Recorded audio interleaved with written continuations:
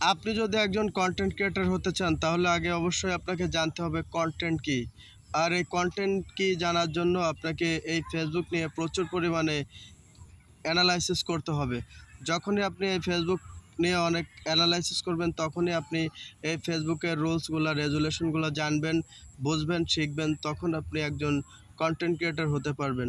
আপনি জানেন না, বুঝেন না কোন ক্যাটাগরি নিয়ে কাজ করতে হবে।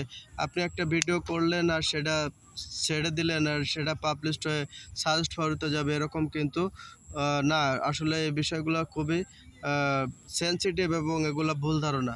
তাই অবশ্যই আপনি যদি একজন প্রকৃত কন্টেন্ট ক্রিয়েটর হতে চান, আগে অবশ্যই আপনাকে ফেসবুকের কমিউনিটি গাইডলাইন এবং এর রুলসগুলা মানতে হবে। আপনি যদি এর রুলসগুলা মানতে পারেন এবং কমিউনিটি গাইডলাইনগুলো জানেন, তাহলেই আপনি একজন সফল কন্টেন্ট ক্রিয়েটর হবে। আর এই সমস্ত আপডেটগুলো পাওয়ার জন্য আমার পেজের সাথে যুক্ত থাকুন। আমি প্রতিনিয়তই কিন্তু ফেসবুক রিলেটেড ভিডিওগুলো আপডেট দিয়ে থাকি। Thank you.